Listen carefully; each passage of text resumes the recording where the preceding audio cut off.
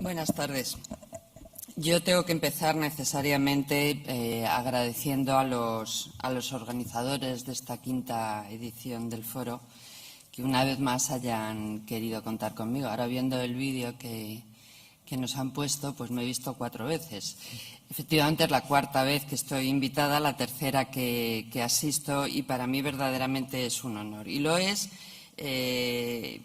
porque, por comparación, en muchos otros eventos similares a estos, en este, desde la primera vez que yo vine, que fue la 2ª edición, he observado 2 cosas que creo que hay que subrayar como altamente positivas. La primera es que este foro no se limita al cannabis, e incluso no se limita al cannabis en un entorno nacional, sino que, haciendo buena la idea de que no hay texto sin contexto, introducen el espacio de reflexión sobre el cannabis en el espacio que le es natural, que es el espacio de reflexión sobre las drogas prohibidas o las drogas fiscalizadas, y no solo a nivel nacional, sino a nivel internacional. Esta mesa es un ejemplo clarísimo de ello. No en todos los foros de esta misma temática o de este mismo tipo se ve esta perspectiva tan amplia. En segundo lugar, porque me parece muy relevante, lo ha destacado Iker en su introducción, por la especial atención que se presta al cannabis terapéutico. Sí que es cierto que en algunos ámbitos cannábicos, quizá antes más que ahora, pero sí se observaba un silencio, no sé si buscado o imprudente, un silencio sobre la cuestión del cannabis terapéutico.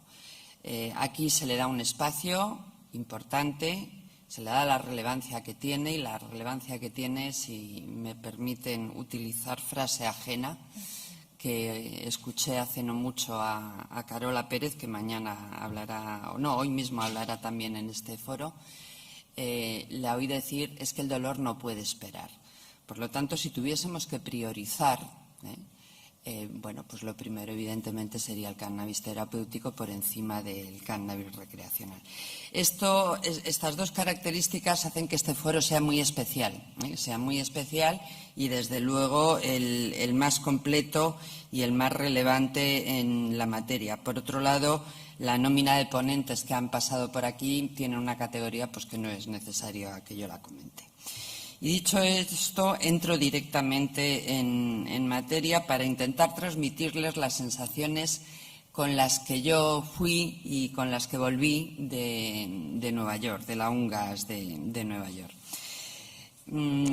Al final lo diré, a mí lo que me quedó fue una decepción esperanzada. Decepción porque creo que iba con idea de que iba a pasar más. La anterior vez que yo había estado en los organismos de Naciones Unidas de Drogas había sido en el año 94, y algunas cosas rancias de entonces me las volví a encontrar esta vez, pero con una cierta esperanza, porque al menos se había roto el monolito del silencio, el monolito del discurso único, etcétera. Empiezo por el principio. Como saben, la UNGAS del 16 se precipita, en principio está prevista para el 19, pero en el año 12 3 países, México, Colombia y Guatemala, instan a que se haga una evaluación de los logros y de los límites que la política de fiscalización internacional de drogas ha tenido hasta ese momento. Esa petición partía de un dato fundamental, y es que la política de Naciones Unidas y la internacional que se deriva, buscando el control de las drogas, lo que ha conseguido fundamentalmente es el descontrol absoluto, o el control en manos del crimen organizado. Con todo, esto no es nuevo, es decir, esto no es algo que se plantea por primera vez en 2012. Voces en este sentido las había desde mucho antes, pero incluso en el mismo ámbito de Naciones Unidas, ya en el Informe Mundial de Drogas de 2009, pues se reconocía que la política de drogas había tenido una serie de efectos negativos no previstos, y en todo caso parece ser que no deseados. Bueno, son los efectos que todos conocemos: corrupción, crimen organizado, insalubridad, marginación, etcétera, etcétera. Con esta idea, bueno, pues se llega a la UNGAS de 2016 y la primera cuestión curiosa que nos encontramos es que lo primero que se hace es aprobar el documento final. Y luego ya se inician los debates, las discusiones, las exposiciones y demás. Es decir, que la UNGAS empezó por donde tendría que haber terminado desde un punto de vista lógico. La razón era clara: el documento ya estaba pactado desde Viena, desde la Comisión de Estupefacientes, donde no intervienen todos los países del sistema de Naciones Unidas, sino que es un foro mucho más reducido, que dificulta mucho más la discusión, y en ese foro se cerró el documento final y ese documento final llegó a Nueva York y se aprobó en el primer momento, y luego ya se produjeron los discursos, las reuniones, etcétera, etcétera, etcétera. Bien, en el documento lo primero que llama la atención, y esto sería lo que todavía no se ha podido cambiar, es el propio título del documento. El título del documento, que es muy largo, se lo leo, dice: nuestro compromiso conjunto de abordar y contrarrestar eficazmente el problema mundial de la droga. Bueno, aquí ya está el mensaje rancio. El problema mundial de la droga. Los problemas que se han puesto de manifiesto y que llevaron a los tres países, Guatemala, México y Colombia, a pedir una evaluación anticipada, esos problemas no eran los problemas de la droga, eran los problemas de la prohibición de la droga, que no es lo mismo. En el lenguaje de Naciones Unidas y en general en el lenguaje de la prohibición siempre se ha hablado de la droga en singular y con mayúscula. El problema es la droga en sí misma. Y además con mayúscula porque no se distingue entre unas sustancias y otras, sino que toda la droga es necesariamente mala y todos los problemas se derivan de la droga en sí misma. No se quiere reconocer que verdaderamente los problemas no se derivan de la composición farmacológica de las sustancias y de los efectos que producen las personas, esto es en una muy pequeña medida, sino que el problema se deriva del propio sistema de prohibición y de represión de drogas. Esto que les puede parecer un simple problema terminológico no lo es. Esto esconde detrás de sí toda una filosofía. El problema es la droga, no el sistema que estamos utilizando para regular la droga. Y si el problema es la droga, con esto se olvidan otras cosas. Se olvida que el problema es, por ejemplo, la estrategia de Calderón en México durante 6 años para hacer frente al problema de la droga, produciendo unos estragos espectaculares. Se olvida lo que estaba ocurriendo en Filipinas. Se olvida lo que está ocurriendo en algunos países de Centroamérica, donde no manda el Estado, sino directamente manda el narco. Y se olvida también que muchos consumidores de drogas, en algunos países, están en la cárcel. Es decir, estos son los problemas verdaderamente, no es el problema de la droga. Y naturalmente también se olvida distinguir lo que es distinto. Se olvida que no es lo mismo la heroína y el cannabis. Esto también se olvida. Por lo tanto, la primera viene ya en el propio título del documento. En el documento también en algún momento se reproducen algunas expresiones que aparecían en el informe mundial de 2009, al que me he referido antes, porque se habla de estos efectos negativos que se alcanzaron sin querer. Sin querer. Bueno, bien, esta es una excusa un poco ridícula. Las políticas públicas, las de drogas y las de cualquier otra historia, las políticas públicas no se miden por sus intenciones, sino por resultados, por sus resultados. Por lo tanto, que esto fuese sin querer en un principio hasta lo podría admitir, pero bueno, ya sabemos que ocurre, con lo cual este de sin querer ya parece que es una excusa un poco estúpida en definitiva. Por lo que al cannabis se refiere, que es el tema más central en el que estamos, bueno, poco se dijo en la UNGAS. En realidad no hubo un debate sobre el cannabis. no se hizo referencia a los sistemas regulatorios que ya existen en Uruguay o en determinados territorios de Estados Unidos. El cannabis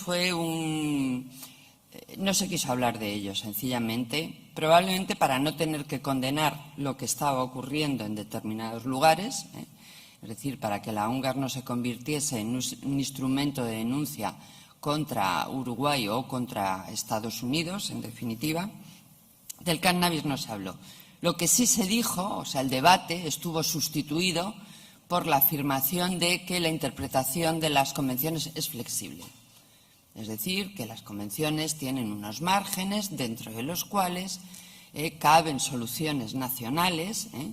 Con esto se estaba probablemente haciendo referencia a estas soluciones nacionales que vulneran clarísimamente las convenciones, pero no se quiso hablar de ello. No se quiso hablar de ello. Eso sí que hubiese sido un melón que, de haberse abierto, probablemente seguiríamos ahora mismo en Nueva York para ver cómo lo cerrábamos. Entonces, el debate, en el caso concreto sobre el cannabis, se sustituyó por esta idea de la flexibilidad de los tratados. Miren, uno de los ganadores indudables de la UNGAS ha sido Estados Unidos. Estados Unidos ha ganado en todos los sentidos. Por un lado, ha podido abandonar el papel de intransigente garante de los tratados que venía ejercitando hasta hace no demasiado tiempo. Ahí le han tomado el relevo con mucho entusiasmo a otros países. Estados Unidos esta vez ha actuado como un buen actor secundario, pero en todo caso secundario. Ha evitado cualquier condena a lo que está ocurriendo dentro de sus fronteras y ha conseguido colocar en la base del documento la política de Brownfield. Es decir, los 4 pilares de la estrategia actual de Estados Unidos en el ámbito internacional, pues verdaderamente se han visto reflejados de una o de otra manera. Esos 4 pilares que se enunciaron ya hace un tiempo son, en primer lugar, los tratados son la piedra angular y son intocables. En segundo lugar, los tratados son flexibles, tienen interpretación que admite determinadas actuaciones. En tercer lugar, hay que permitir actuaciones nacionales. Y en cuarto lugar, hay que seguir luchando contra el crimen organizado. Esto puede parecer que está muy bien, estas 4 declaraciones, pero encierran dentro de sí el blindaje de la política de Estados Unidos, porque con 2 de los pilares, el de hay que ser flexible y hay que permitir soluciones nacionales, se autoprotegen ellos de lo que está ocurriendo dentro de sus fronteras, y con los otros 2 siguen haciendo lo mismo que venían haciendo fuera de sus fronteras. Es decir, hay que proteger las convenciones, que son intocables, que son la piedra angular del sistema, y hay que combatir el crimen organizado. Bueno, con esas 2 ideas se sigue legitimando, quizá con menor intensidad o con menos desfachatez de como venía ocurriendo hasta hace un tiempo, pero se sigue legitimando esa política intervencionista fuera de las fronteras de Estados Unidos, que tanto daño ha causado en muchos de sus vecinos del sur. Porque no nos olvidemos que la guerra contra las drogas la libra Estados Unidos fuera de sus fronteras. Bueno, como todas las guerras que ha librado. Es decir, Estados Unidos ha puesto la idea y el deseo de llevar adelante esa guerra durante muchos años, pero la sangre la han puesto normalmente países latinoamericanos. Con lo cual, Estados Unidos fue el gran triunfador. Pierde el papel estelar de fundamentalista de los convenios, adopta una posición moderada, flexible, abierta, dialogante, etcétera, etcétera. Nadie mete las narices dentro de sus fronteras y ellos fuera pueden seguir haciendo pues lo que han venido haciendo en todos estos años. Como les digo, del cannabis no fue un tema monográfico, a pesar de que allí había mucha gente o algunas gentes que llegaban pensando que íbamos a entrar en la UNGAS con el cannabis prohibido y íbamos a salir de allí con el cannabis permitido en todo el planeta, ¿no? Evidentemente, esto no ha pasado. Claro, sin embargo, el tema del cannabis tiene una especial relevancia en el ámbito de Naciones Unidas porque es una sustancia que ha tenido un tratamiento y que sigue teniendo un tratamiento, no nos olvidemos, que no se corresponde en absoluto con la realidad. La historia, naturalmente, empieza con la Convención Única de 1961, que ya nació vieja. Es decir, ya en el 61 los postulados supuestamente científicos en los que se sentaba esta convención no eran los reales, es decir, no se recogía el mensaje científico que en ese momento existía en relación al cannabis. En esa convención, en la del 61, el cannabis aparece en dos listas. En la lista 1, que lo clasifica como muy adictivo y de probable abuso, y en la lista 4, donde se clasifica como muy peligroso y con nulo valor terapéutico. Bueno, todos sabemos que estas afirmaciones referidas al cannabis son falsas. Lisa y llanamente son falsas. Además, estas afirmaciones se hicieron sin tener en cuenta una serie de informes científicos que ya existían, algunos muy antiguos, que indicaban que eran otros distintos los efectos del cannabis y no esto de muy peligroso, muy adictivo, sin ningún potencial terapéutico. No. Y cito solo algunos, los más relevantes. Pues el informe de la Comisión del Cáñamo Índico de 1894, el informe de la zona del Canal de Panamá del 25, el informe de La Guardia del 44 y todos los estudios de Leopoldo Salazar Vinegra, que era un mexicano que en 1930 publicó relevantes estudios sobre los verdaderos efectos del cannabis, oponiéndose a toda la farmacología falsa que se manejaba en la época, y además fue el responsable que durante 5 meses en México todas las drogas fuesen legales. Bajo el mandato de Lázaro Cárdenas, durante 5 meses en México todas las drogas fueron legales. Se acabó aquella historia porque Haslinger, el azote de la prohibición, pues decidió que había que acabar con ello y consiguió no solo que se acabase la permisión de las drogas en México, sino que se destituyese a Leopoldo Salazar de todos sus cargos. Pero Leopoldo Salazar, que yo creo que es un gran desconocido a nivel general, sin embargo, hoy le podríamos considerar uno de los precursores o de los primeros o de los abanderados con base científica sobre la necesidad de legalizar todas las drogas y muy especialmente el cannabis. En la Convención del 71 la cosa no mejora. En la del 71, es decir, la que se refiere no a las plantas sino a los principios activos, el dronabidol, como saben, se incluyó en un primer momento en la lista 1, que es la que entendía o recogía las sustancias que entrañaban un elevadísimo riesgo de consumo y un gran riesgo para la salud pública, y que además no tenían valor terapéutico. Como esta clasificación era un auténtico disparate, la Organización Mundial de la Salud años después consiguió el traslado a la lista 2, es decir, en una clasificación algo inferior.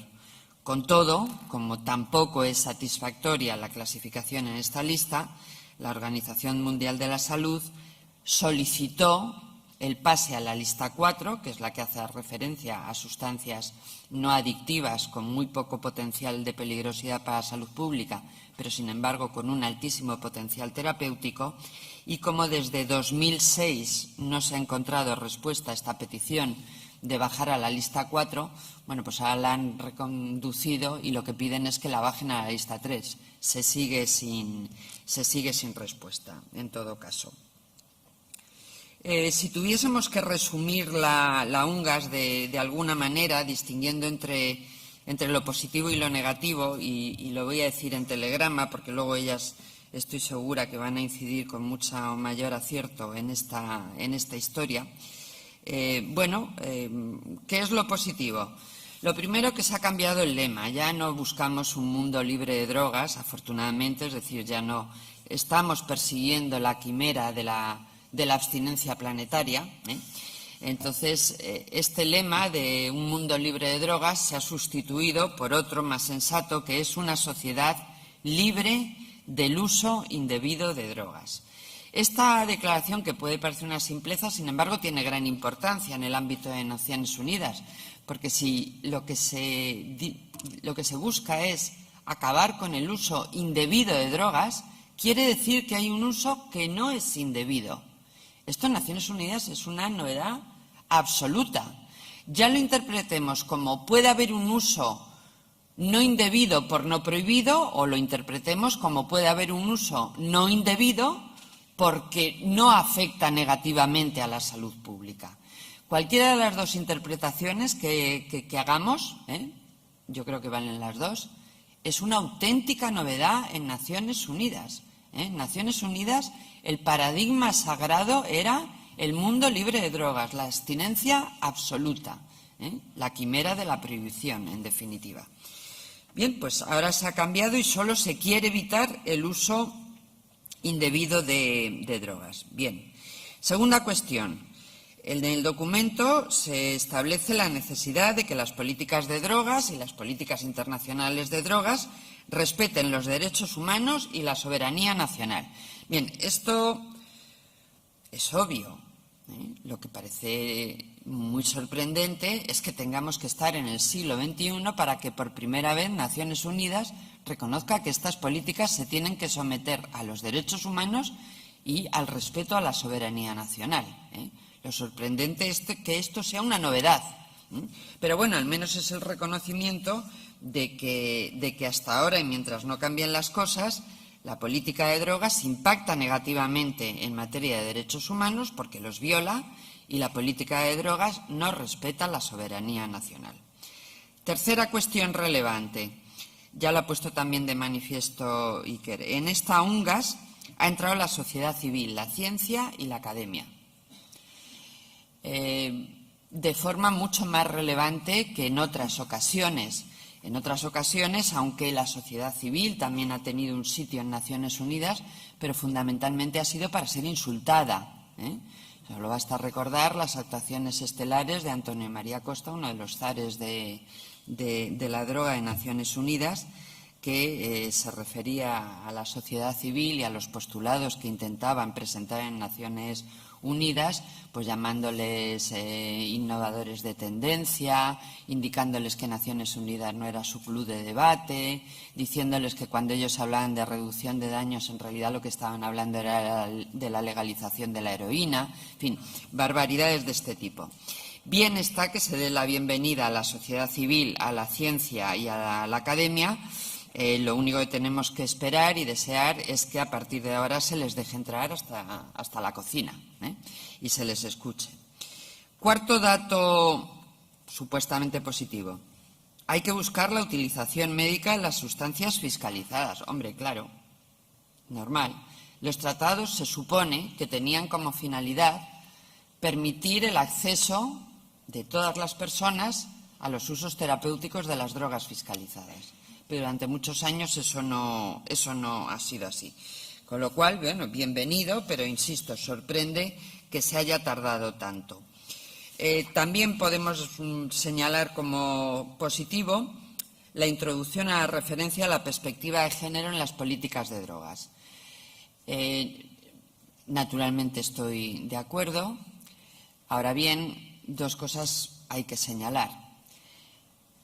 Muchas políticas dicen asumir la perspectiva de género solo para legitimarse, pero luego prescinden totalmente de ellas. Esperemos que no ocurra en esta materia. Y, en segundo lugar, las políticas de drogas no han impactado de forma especialmente negativa en las mujeres, sino en las mujeres, en los campesinos, en las personas encarceladas, en los consumidores, en los negros, en los niños, etcétera, etcétera.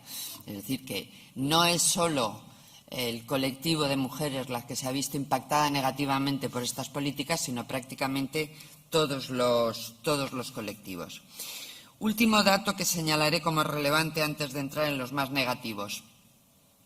Se ha introducido el discurso de los objetivos de la Agenda 2030 de Desarrollo Sostenible. Esto me parece muy relevante porque si hasta este momento veníamos diciendo que las políticas de drogas eran negativas porque habían prescindido del enfoque de derechos humanos, del de salud pública y del de conocimiento científico, y todo eso es verdad, ahora tenemos que añadir un cuarto enfoque del que parece que que está impactado negativamente, y son precisamente los objetivos de desarrollo. La política de drogas internacional actual no es compatible con los objetivos de la Agenda 2030. Por lo tanto, a partir de ahora tendremos un trampolín más desde el cual poder manifestarnos en contra de esta política. Muy rápidamente, para no consumir más tiempo, la otra cara, es decir, los efectos negativos que se pueden ver en el documento, sus insuficiencias en definitiva. Bueno, como les he dicho al principio, se sigue hablando del problema mundial de las drogas y no del problema mundial de la prohibición de las drogas. Se afirma, también lo he dicho ya, que los tratados son la piedra angular del sistema y el debate se sustituye por la idea de la flexibilidad, lo cual quiere decir que probablemente Naciones Unidas sigue prefiriendo que se violen los tratados a modificarlos, y que prefieren hacer la vista gorda con determinadas regulaciones nacionales antes de modificar los tratados para que todas esas regulaciones queden bajo el paraguas de la legitimidad del sistema de Naciones Unidas. Muy negativo que no se consiguiese aprobar la moratoria para la no aplicación de la pena de muerte, lo cual tiene que ser leído en el sentido de que para muchos países todavía hoy la pena de muerte es una respuesta adecuada a los delitos de tráfico de drogas. Para mí también tremendamente negativo que no se entrase a discutir sobre los indicadores de éxito de las políticas de drogas, mientras los indicadores de éxito sean la cantidad de sustancia incautada, las personas detenidas, los laboratorios destruidos y las hectáreas erradicadas, mientras esos sean los indicadores de éxito, evidentemente será que no hemos cambiado el enfoque. Los indicadores de éxito serán, evidentemente, en su momento, la elevación de los niveles de salud pública, el control del crimen organizado como dueño de las sustancias fiscalizadas y el respeto de los derechos humanos. Esos serán o deberían de ser los indicadores de éxito. No se ha avanzado más, no ha habido compromisos como algunos creían que se iban a sacar. Con todo, el documento es un paso adelante porque asume algunas ideas que eran impensables, no digo hace 40 años, digo hace 5 años, absolutamente impensables. Para acabar, yo subrayaría 3 cosas relevantes en distintos niveles, pero 3 cosas relevantes en la finalización de la UNGAS. Primero, se ha roto el consenso de Viena. Soy consciente de que no se ha alcanzado otro consenso que lo sustituya y que sea más satisfactorio, porque los tratados siguen ahí. Pero el consenso de Viena, esa alegría ciega en que con la prohibición se iba a acabar con las drogas, eso se ha acabado. Ahora lo que ha quedado claro es que hay un disenso de Nueva York. Naturalmente ese disenso solo está anunciado, no ha producido todavía sus frutos, pero bueno, es la esperanza de que empiecen a producirse algunos de los frutos. Otra cosa digna de subrayar. La gran innombrable de la UNGAS ha sido, como una vez más, la reducción de daños. De reducción de daños se sigue sin hablar, esa expresión está absolutamente prohibida, por más que luego el documento reconozca que caben prácticas con un lenguaje absolutamente enrevesado, prácticas de utilización de material inyectable, algo así dice, y prácticas de tratamiento con medicación, es decir, intercambio de jeringuillas y sustitutivos. Lo que ocurre es que esas palabras siguen estando prohibidas y de reducción de daños ni se habla, la innombrable. Otra cosa tremendamente positiva desde mi punto de vista, sobre todo para los intereses de los países latinoamericanos, el discurso de Santos. El discurso del presidente Santos para mí fue muy impactante porque en 16 minutos que duró su discurso, aparte de que pegarle un repaso espectacular a toda la historia de la prohibición, reivindicó la idea de Latinoamérica como solución y no como problema. Y sobre todo reivindicó el que la solución en cada país es una solución interna, que cada país es dueño de su destino, Colombia lo está demostrando sin lugar a dudas, y que cualquier tratamiento y solución al problema del tráfico de drogas en Colombia será una solución colombiana. Por supuesto, afirmó que la guerra contra las drogas ni se estaba ganando ni se iba a ganar nunca, y bueno, pues anunció algo así como: somos dueños de nuestro destino y ya nadie nos tiene que dictar cuáles son nuestras andanzas. Tercera y última cosa muy positiva, lo hablábamos antes, hace un rato, Luciana y yo, el movimiento de sociedad civil que ha entrado, y ese movimiento de sociedad civil amalgamado con todo el movimiento académico y científico que desde que se anunció que íbamos a una UNGAS anticipada, desde 2012 aproximadamente, se ha construido. Digo que esto es una cosa muy positiva porque aunque de la UNGAS no hayan salido resultados tangibles más importantes, sin embargo, se ha quedado ese conglomerado, esa amalgama de sectores sociales que han estado trabajando juntos para llegar a la UNGAS, que han quedado tremendamente decepcionados, con lo cual han quedado con ganas de seguir trabajando, y que esa creación de toda esa masa crítica creo que es lo que no debemos de perder de vista de ninguna manera. Un dato y acabo. Aparte de lo que ha ocurrido en la UNGAS, de vez en cuando tenemos noticias de otros datos que son relevantes. Me refiero fundamentalmente a dos.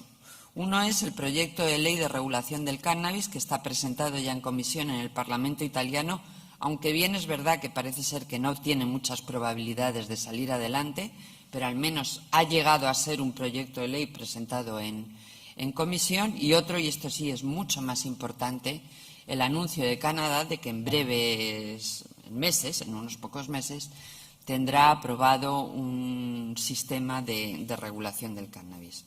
Ya sé que en Uruguay ya lo han hecho y en Estados Unidos, en algunos lugares, ya lo han hecho también. Pero estamos hablando de dos países del G7 que estoy segura que no se atreverán a hacer grandes cambios sin tener, al menos de forma tácita, un cierto consenso. Conclusión. No sé cómo vamos a llegar a 2019 ni qué ocurrirá en 2019. Lo que sí sé, al menos yo estoy segura, quizás sea una ingenua optimista, probablemente sí, pero lo que sí sé es que están sentadas las bases de un cambio de sistema. Gracias.